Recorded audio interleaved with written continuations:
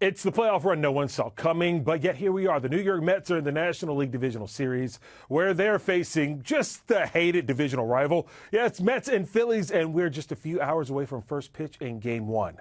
Still riding high on that comeback series winner is our Anthony Rivera, the host of the Subway to Shea podcast, and he joins us now. Thank you so much for joining us this afternoon, Anthony.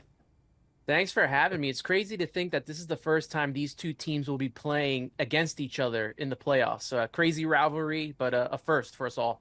Oh, look, we're all going to have a lot of fun watching what should be a very, very intriguing series. I got to take you back, though. Mets fans have been going crazy since Pete Alonso's bomb of a home run in the ninth inning to clinch their wild card series win. Are the fans crazy to think that the Phillies series is theirs for the taking? I don't think so. The Mets and Phillies finished. I think the Phillies had one more win than the Mets did in their season series. And we saw how it all played out once they came to Citi Fields for the last series of the season. And the Mets played very well. This is a different team than it was at the beginning of the season. And they're just riding on this wave of emotion, especially after finally beating the Braves and slaying that demon. They go to Milwaukee. They have that game winner with Pete Alonso. I think the Mets are in good standing here to possibly take a series. There should be no doubt that there is an opportunity here for the Mets to advance to the NLCS. All right, I see all of the Mets action figures behind you, so I got to ask you, man, are you superstitious?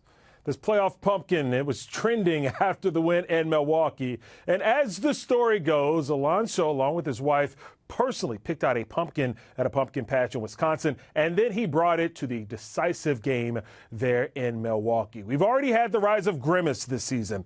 So how perfect is this whole pumpkin playoff fiasco to hype up this series and this team even more in the playoffs? I say whatever helps, right? Like they've had Izzy Glizzy, like you said, Grimace, OMG, Rally Pimp. They've had them all this season.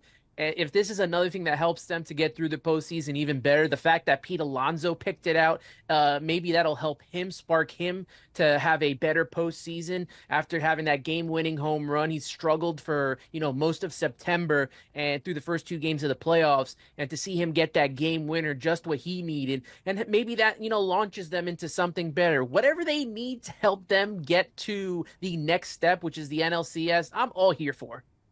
Look, I was going to say pumpkins. What better time for the month of October? But let's be honest. Anytime you can get pumpkins in the fall, nothing says it, just like baseball. All right, so Kodai Senga, he's getting the start for Game 1. And this is the first time we've seen him since July, I believe. He had that calf and triceps injury. So what do you expect to see out of the right-hander as he makes his playoff debut for the Mets? I would love to see 5 innings out of Senga. I know that's asking a lot, but if there's a possibility that, and Carlos Mendoza has really pushed all the right buttons when it comes to the starters. We saw it with Quintana in Game 3. We saw it with Luis Severino in Game 1. If they can continue to get this production out of these starting pitchers, that would be great. Now, I know that Kodai Senga only pitched in 1 game. He's coming back from numerous injuries right now, but he's 1-1 with a 1.46 ERA against Philly. He's got 15 strikeouts in those 2 appearances. And that's pretty huge here. And I think what's even bigger about this whole situation is the fact that now this pushes back everyone to get full rest. So we will see Luis Severino on regular rest. We will see Sean Manaea on regular rest. Same thing with Jose Quintana. And the key for the Mets is they'll have Tyler McGill in the bullpen as well as David Peterson ready if anything was to go wrong with Kodai Senga. All right, I got another question for you on this Mets pitching staff. We'll get to that in a minute. I do have to bring up, though, Vegas is giving the edge to Philly. After all, they are the National League East champs. They're pitching, a big reason why. So what do you want to see from the Mets bats in this series? You brought up Alonso, but they'll need much more if they hope to beat Philly. Yeah, I want to see that power. I mean, this team hit a lot of home runs this season, and I feel like it was missing from this series. I think the only home run they hit was that, game winner from Pete Alonso against Milwaukee. So we could see a little power from, Francisco Lindor, obviously Pete Alonso, Brandon Nimmo. If JD Martinez gets into a game, got, another power threat there. I'd like to see some power from this pitching, from these hitters, especially in a hitter-friendly ballpark like Citizens Bank Ballpark.